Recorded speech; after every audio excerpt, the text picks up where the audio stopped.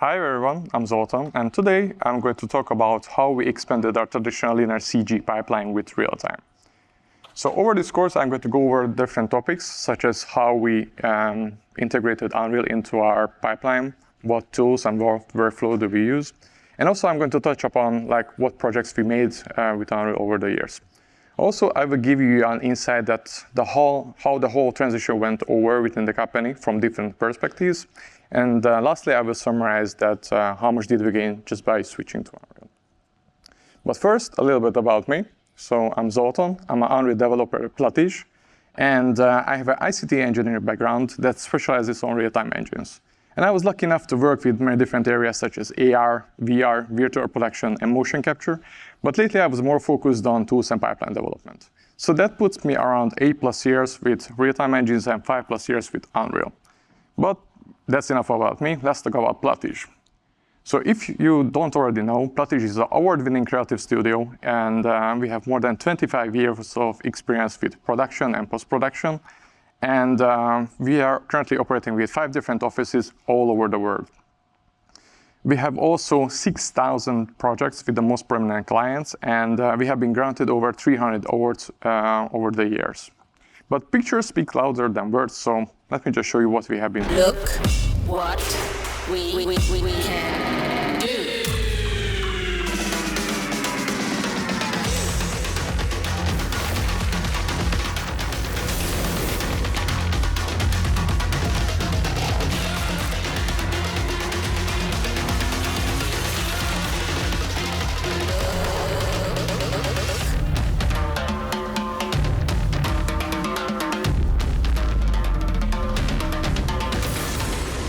Ciao. So I've seen this many times, but it still amazes me. So the first, I would like to talk about how we integrated Unreal into our ecosystem.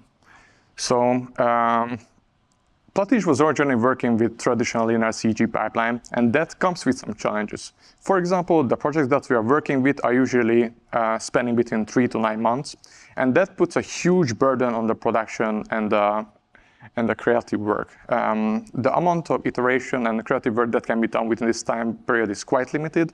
And also every year the clients are asking for higher resolution, frame rates, more content, and also possible sooner deliveries.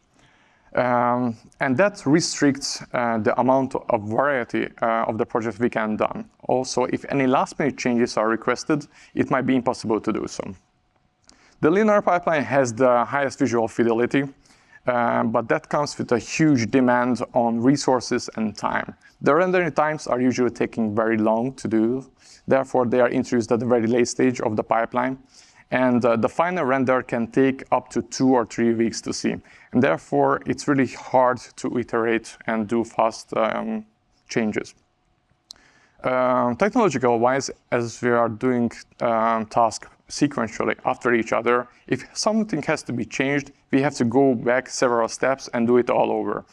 And if something goes wrong and it is very close to the end of the project, the artists have to fix it at post-production, which is really, really expensive. So you can see this is quite problematic. We have some challenges to face. And you might have guessed what is the solution for this one. It is real-time, or more specifically, Unreal time. So Unreal proved over the years that it can create cinematic quality visuals for just a fraction of the time. It also introduced necessary tools for CG, like Sequencer, Movie Render Queue, OCIO, and many things more. And with the power of real time, we are able to see the almost final result in real life or real time. And it's really powerful because the artists are having instant feedback, and they can iterate much more faster. And with the gained time, they can be more creative in their work. It is relatively affordable, hardware and software-wise, and it has wide software integrations with other technologies such as Maya or Houdini. And as many of our artists have huge experiences in those softwares, it is really important for us. There are also many documentations and tutorials online, so if someone has to jump into Unreal, there is always something that they can just point to and then learn these things. Also, by switching from linear to real-time, we are switching how we are working. Now we are able to work parallel, and that really speeds up the processes. And also we are able to reduce the rendering time significantly. And if I mean significantly, it is really significant. Usually in a linear, it takes 1 or 2 days to render out one shot. In real time, we are able to do the same thing in mere hours or minutes, depending on the complexity of the shot. On top of all this, there are a huge library of assets, pre-made assets, what you can choose from Unreal Marketplace, Quixel, or Megascans library, which is really amazing because many of the projects wouldn't be possible without them. Additionally, we have an amazing character creation pipeline in the form of MetaHuman, where we don't have to worry about character creation, rigging, sculpting, and animation. It is just out of the box, and it's really easy to use.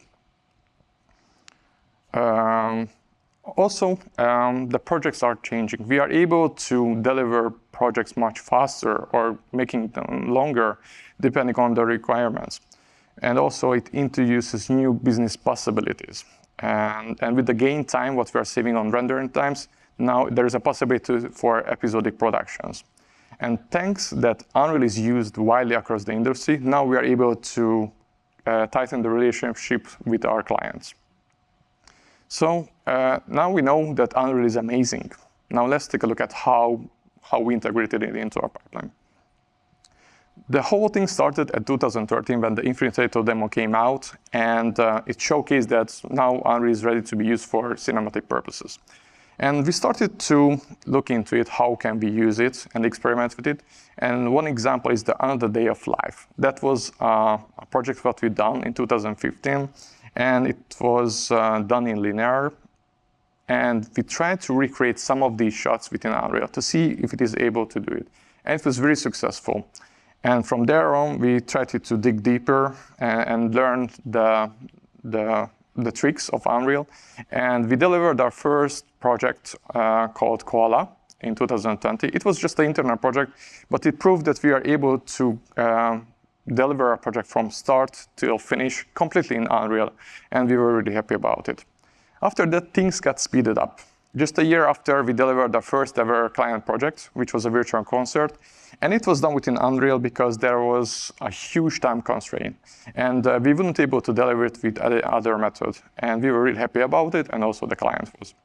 And with the growing number of projects and demands, there was a need to also establish an Unreal pipeline that wasn't existing before. So in 2022, when us, the R&D team, took over the tools and pipeline development, it was essential to develop these things. And finally, in 2023, we received the Authorized Unreal Service Partner title. Now, as for the tools and workflow, in our work in the R&D team, our task was to create a new pipeline for Unreal.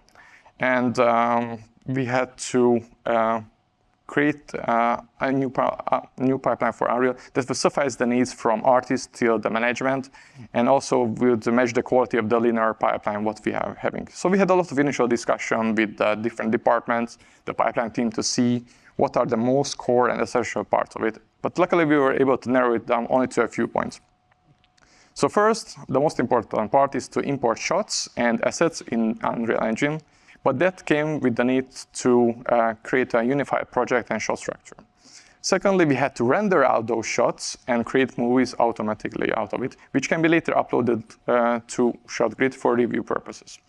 Also, we couldn't just expect the artist to manually render out everything. Therefore, we added deadline support.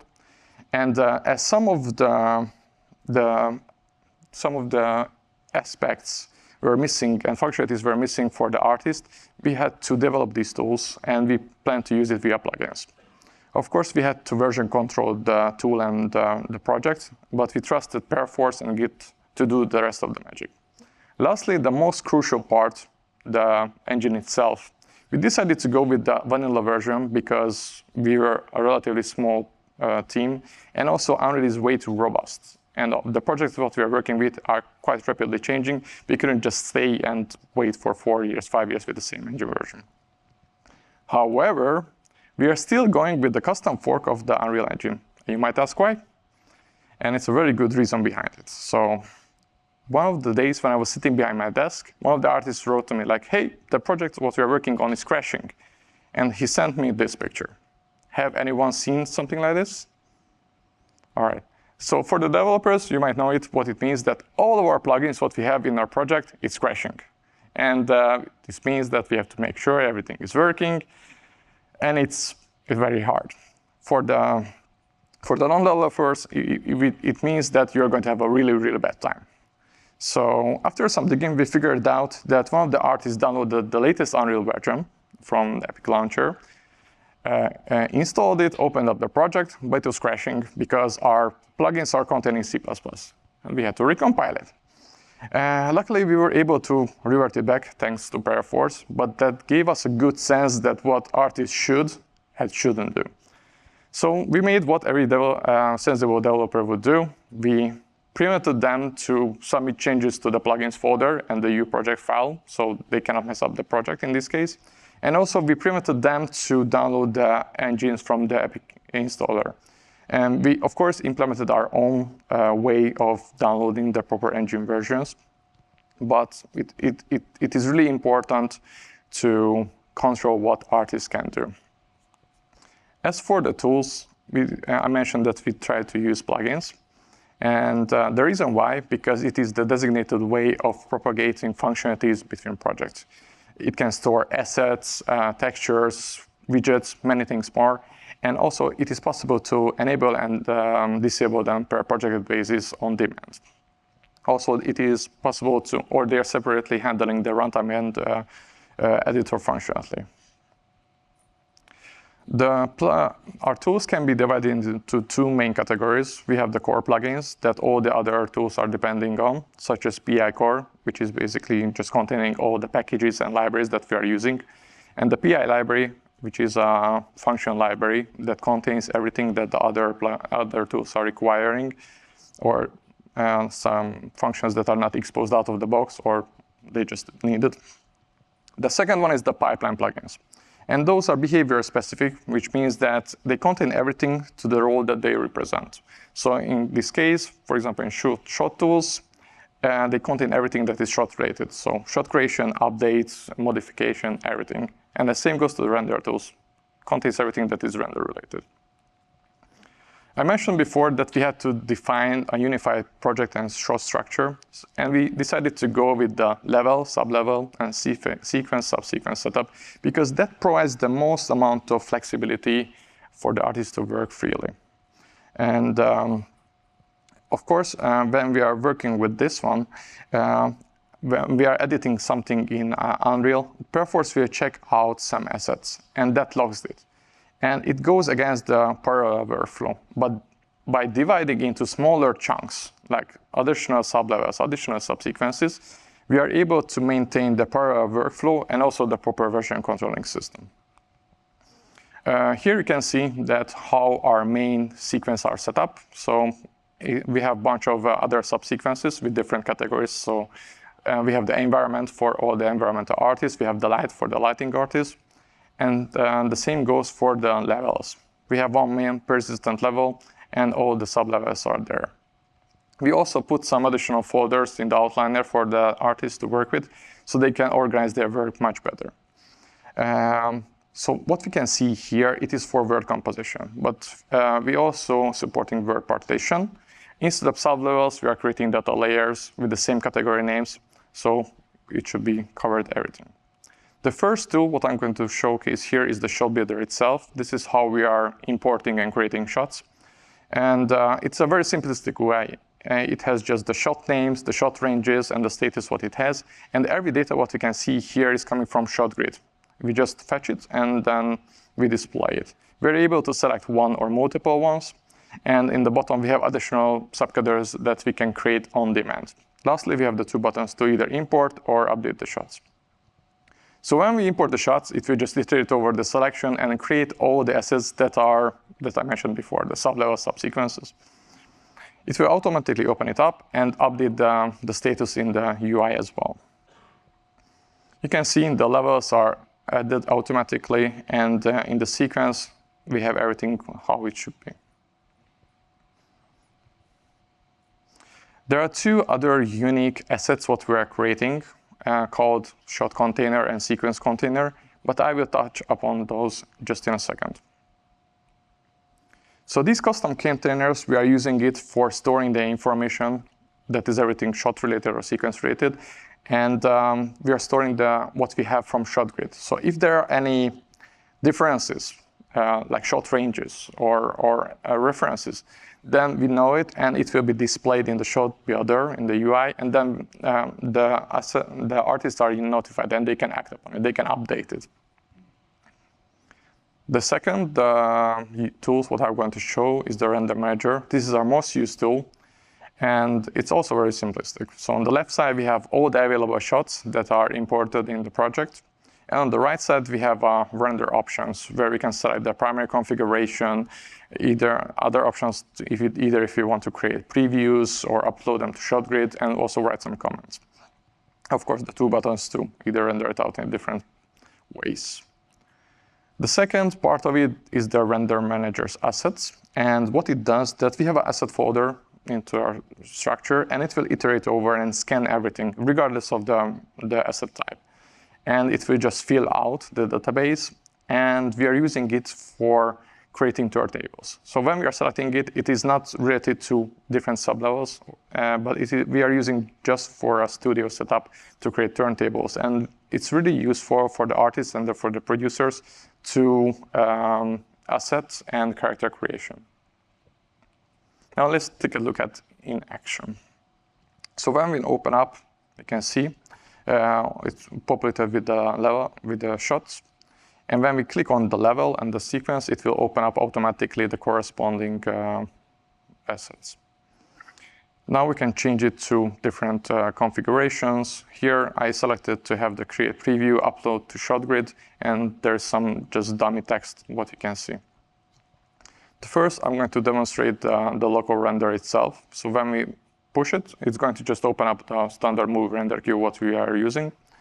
But based on the selection, it will also export and generate a movie sequence out of it. And if you selected the ShotGrid, upload to ShotGrid, it will be also propagated up there. So it jumped into the export part, and just in a few seconds, and it's done.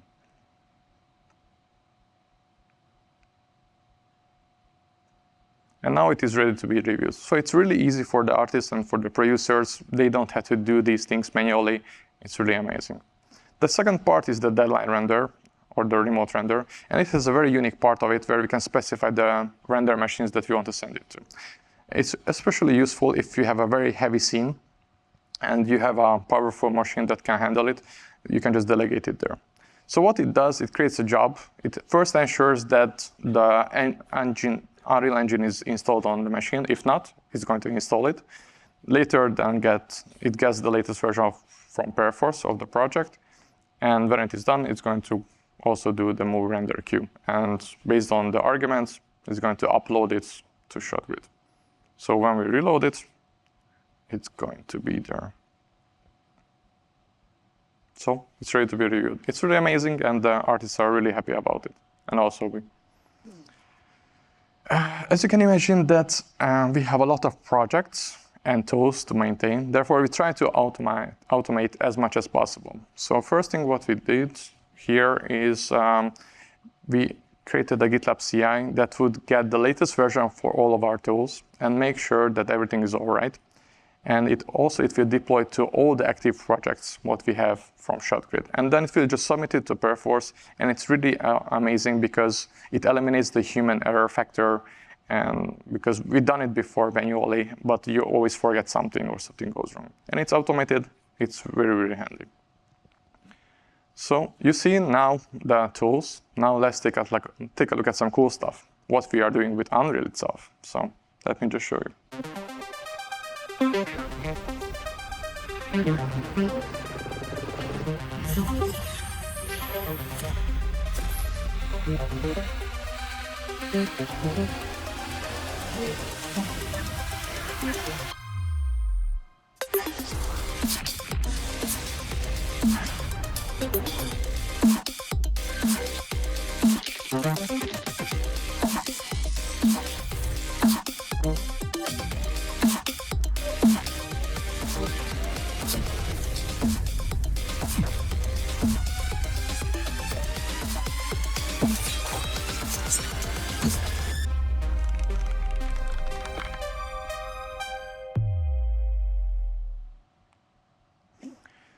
in terms, for Platige, it was a huge risk to deciding to deliver projects using Unreal only. It was unheard at that time. We can call it a leap of faith. But thankfully, it was really successful. From 2020, we delivered over 30 projects, and every year the number is growing. As you can see, we worked with virtual production, commercials, shorts, game trailers, and many things more. And we try to not limit the use of Unreal only to a certain type. We are using it all over the company.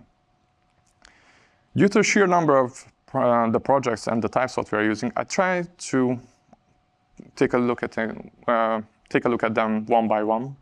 And the first project, what I would like to talk about, is Little Ruby, one of our short films. Here you can see that it's very stylized. And we try to push the use of Unreal outside of the conventional use of hyper-realistic. So this is very cartoonish looking, and it's a very good reason why. And we try to combine the 3D with 2D. You can see we have a lot of matte paints, and the style, what we are having here, is very flat shaded. Also, we are animating in 2s, just to give another punch to it, but really, really happy about it. The unique part of this one as well, that we had to design the whole project and assets from the very beginning in mind that is going to be cartoonish looking. There is no asset library where we can just pick down these assets. And we had to make sure it's going to look good. For example, in the bottom, you can see that if you just have the model itself and put it into Unreal, it's still not looking perfectly. We had to make it flat shaded to make it more believable. The second shorts, what we are having here is the Happy Holiday and the Happy Easter. Both of them were internal projects, and the whole purpose was to give the artist take a little break from the client project and explore the freedom and the creativity what they have. And they were relatively short, like one month projects, but there were no supervision. They were responsible for the story, execution, the ideas, everything. And they were really, really amazed by how good Unreal is. Also, it made their relationship much tighter, so I definitely recommend to try it out. A unique part of the Happy Holiday, which is the top one, that just 2 days before the deadline, Vova, the artist, decided to, why not try to turn it into a game? And he just made it in 1 day. And that just proved over that what we can achieve with Unreal. We can easily jump between different solutions, even though we started with one idea. The second big category, what I would like to talk about, are the game trailers. And first of that one is the Stormgate. It's relatively new. And what is unique about this one, that this was the first project for us where we used custom metahumans. As you can see, these characters are very cartoonish looking with unique proportions. And they are not supported out of the box with the MetaHuman pipeline. The artist had to find external tools and plugins to make it work, and there was a lot of room for experimentation. But luckily, we were able to do it. Also, most of the visual effects, like explosions, fires, and also the sphere, what you can see, is done within Unreal. Like we don't need any other external programs to do so. And it's really amazing because we are saving a bunch of time with that one. The second project here is the Warhaven. And we were lucky because the client what we have been working with are using Unreal Engine as well. And we were able to get a lot of props, assets, and characters as well from their engine and just import it and use it in our case. Of course, we had to touch upon that one. We had to improve it to bump up the quality for cinematic purposes, but we couldn't have done this one in the linear pipeline before. So it's another big plus for the Unreal. With the growing number of possibilities, we couldn't just stop to use it for CG and visual effects. We could use it for virtual production, broadcast, environments, and many things more. So here you can see in the top left, we created a virtual environment for Disney. We made virtual production for music videos for the effects, and also we are using it every day for broadcast solutions. The last type, what we have here are the commercials itself. So these commercials First, we have the Lima virtual model. It's very unique because it was a long-time dream for Platige to implement a virtual model which can be customized, animated for the fashion industry, but it was quite challenging and expensive to implement it before. But thanks to MetaHuman, now it was achievable. What you can see here that we made actual motion mockup session where we hired a real-time or a real-life model.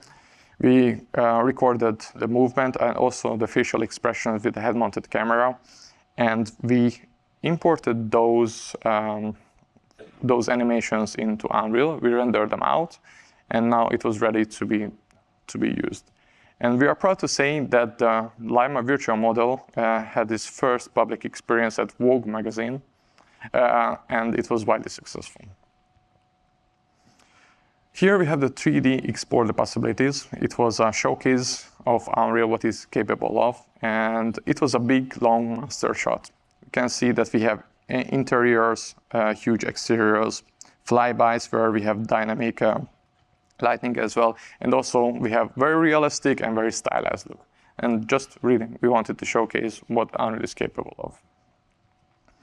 Lastly, we have the Aston Martin Vantage. And it was a quite unique project in the terms that, as you can see, the car was driving in a huge city that was made entirely out of marble and crystals. And so, which means there's a lot of reflection. So in order to tackle this problem, we had to wait a little bit for Unreal 5 to take advantage of nanite lumen work partition. But it was gracefully handled thanks to those technologies. And what you can see here as well, that every animation what we have here, the crystals are also done in Unreal. And it's really amazing to see that what you can achieve. Now for the transition itself, I would like to start with the management point. To incorporate a change this volume into an existing ecosystem, you can imagine that there should be a very good motive to do so. And the whole idea started at 2019 with a growing number of needs for new possible clients. We also hope to speed up some of the processes with Unreal or even replace them and reuse the enormous rendering times what we are having. The whole structural change started by creating a new dedicated branch within the company called Entertainment Team, and their sole purpose was to create Unreal projects and work with Unreal projects. Many of the colleagues what we had there were really looking forward and were actively pushing to use Unreal before the branch was created, and they were really happy about that they could finally work with that one. In the beginning, we had some initial challenges because there was lack of basic tools for the management, like creating reviews, submitting, managing processes. And it was a huge investment in terms of money, time, and resources to create a new pipeline from the scratch up. Also, many people had to familiarize themselves with the new tools and learn the limitations. But when the pipeline started to develop and established, we introduced Unreal as a regular tool from the very early stages to the client. We had a bunch of internal trainings and workshops to teach people what is the new way of working and how to use our tools. And with that one, we were able to work more creatively in their everyday work, and we got instant feedback whenever we were working with clients. As for the projects, we got new project types, what I mentioned, like virtual production, virtual production, theme parks, in-game cinematics, and many more. And thanks that other people are also using Unreal, we are able to tighten the relationship with them. We were able to deliver content, much more content with significantly less people, and we could do much more faster iterations in the project. Now, as for the artists, they had also a bit of bumpy start. There were no unified project structure in the beginning. So if one artist had to jump from one project to another, they were really hard to navigate and orient themselves. There was different folder names, different level names. It was a bit chaos. And also there were lack of basic tools. They had to perform the importing shots, creating shots, assets manually. And it didn't have the situation that not many people had prior experience with Unreal itself. But I promise it wasn't all bad. it got better. So when we, the R&D team, took over, we immediately unified the project structure. We automated most of the steps. We provided them with the core tools, what you've seen, the show tools and the render tools. So with that one, they could develop project much more rapidly. They could integrate Unreal from a very early stage for shot framing, block out, previews, and many things.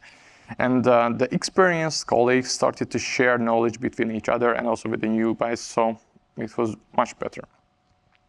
Right now we have a very efficient pipeline where most of the time, or almost everything is automated. We have even specialized tools for the artists, such as automatic landscape material, splines, roads, which is spline-based, or PCG tools.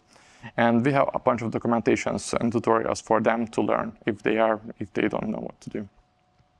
As for the developers, we had in the initial part, we had to understand what are the requirements and what do we have to do. So first we take a look at what we had in the existing pipeline, and then we determined the core points, and then we had the initial planning. So in the first stage, we developed those core tools. We automated all the manual steps, what we were having in the artist work. And after that, we could focus on the new features. So Unreal always releasing amazing tools. Now we could take a look at what can be used in the later stage in other projects. Also what our artists have been cooking, we can just reuse it and turn it into plugins. And in the last stage, of course, we can create documentation and tutorials. So whenever something goes wrong, we can just point that to the artist, and then they can just go over that one. Some words to live by. We use plugins for our tools. We use widgets for the UI. We use Python for interoperability because we have many different systems that we have to communicate: deadline, shot grid, Paraforce, things more. As for the functionalities, everything that is going in engine, we are using blueprints and C++ because it is just way too powerful and it's really amazing. And then, yeah, we develop the core tools and we try to turn good features into plugins. As developers, you're going to work with both artists and the management. And here are some tips that what we learned is a good point to learn. So for the artists, try to show them the benefits and the limitations of the engine itself. There are key differences how we are working with the linear pipeline in real time. And when they know it, it's going to be much better in the long run. Also, try to show them the credible sources because you are not going to be always there and there is way too much topic to cover. But if you show them where they can find the proper answer, it's going to be much easier. Also, try to build trust by support. So be ready that they're going to come to you and ask the same question over and over and over again. How to get the latest version of Paraforce? How can I create shots? That's completely fine because just imagine like they have been dropped in a whole new world and you are the only point that they can turn to. But I recommend to support them as much as possible. Also be ready that you're going to be a jack of all trades. You will learn how to create tricks, how to animate, how to make visual effects, because the artists will come to you and expect answers. And in order to properly answer the questions, you have to learn all those things. But for me, that's part of the joy of the job. As for the management, try to convince them to start small with an internal project, because there you don't have any pressure from the deadline and from the clients. There are a lot of room for experimentation and for the creative work. If it is not possible, try to be part of the project planning from the very beginning. They will eventually learn what they can do and cannot do with Unreal, but in the beginning it's good to have you there. As for the tool requirements, try to get clear requirements from the very beginning. You will thank it for the long run. As for the pros and cons, everybody said like real-time rendering is amazing. The reuse rendering times is even more amazing. We are able to work much more faster. We are more flexible at the final crucial stage of the project. Like before that, everybody was afraid that we have the final delivery in 1 week, 2 weeks. going crazy. Now we are able to change things in the very last minute, and still we don't have to worry about it. We have amazing tools with Unreal, and there are also new project types, what I mentioned before. As for the cons, what we experienced that it's hard to find experienced people that have a knowledge both CG and Unreal. And also there's a steep learning curve because many of the systems what Unreal uses have like so many things and so much depth that you have to have prior knowledge to it. For example, Niagara, you can really create easy stuff, but in order to create amazing and complicated stuff, you really have to deep dive into it. Also, people tend to develop huge expectations towards Unreal. They treat it like a silver bullet, like you just throw things at it and it's going to solve everything for you. No, you have to somehow manage it. Like it's really amazing, but you have to learn how to work with it. Also, we have to rearrange the production steps, and we expect that the file size can grow really, really huge. Now, as for the tips, try to lose old habits as much as possible from linear pipeline. It's such a game changer that you can't really transfer most of the stuff from linear to real time. And that comes to the next point, that do not fear the unknowns. I know it's crazy and fearful to jump into a new world, but we had just positive experiences by introducing Unreal. You could be more open to the client's expectations. With this freedom, with the creativity, you can be more playful during the projects. Also, start small, build on top of it if possible. Optimize as much as possible as well. Like in the linear pipeline, you don't have to worry about it. You can just brute force everything there. But here, in order to get the most out of Unreal, you have to take care of these things as well. Learn the limits, watch a lot of tutorials, and we can summarize that it's easy to play, but hard to master. Now, as for the conclusion itself, here are some interesting statistics. So, with the automated shot and asset import, we're able to save 6 to 18 man days per month, and with the asset validation, 8 to 26 man days per month. It's really amazing because it was done manually beforehand, and now, yeah, we can just use those manpower and somewhere else. But what is really interesting is the rendering times. So in linear CG, to render out one frame, just one frame, it can take up to 2 or 4 hours. In Unreal, we can do it in mere minutes or seconds. And that really shook the foundation how we're approaching problems, because we don't have to render that much about rendering times. We can polish the projects. We can, finalize it as much as possible. Also, we get new project types. We have in-game cinematics, thanks to we are sharing the same game engine. We have VR projects, virtual production, and also theme park solutions. We have also now 15% of the total revenue that comes from Unreal. And it's quite surprising that we have been working approximately 5 years, like very seriously with Unreal, and now it is 15% total. Another thing that in 2023, we delivered 4 times more projects just the year before. And this number is just growing. What we can see on the market, that the demand is growing, and also the clients are asking just to use Unreal. So in total, we finished over 30 projects in 2020. And we are proud to say for our achievements that we got the title of Authorized Service Partner. And 2 of our short films actually won the Best Short Animated. Little Ruby got the Chicago Film Festival and the NAACP Image Awards, and the Happy Easter got the Australian Effects and Animation Festival.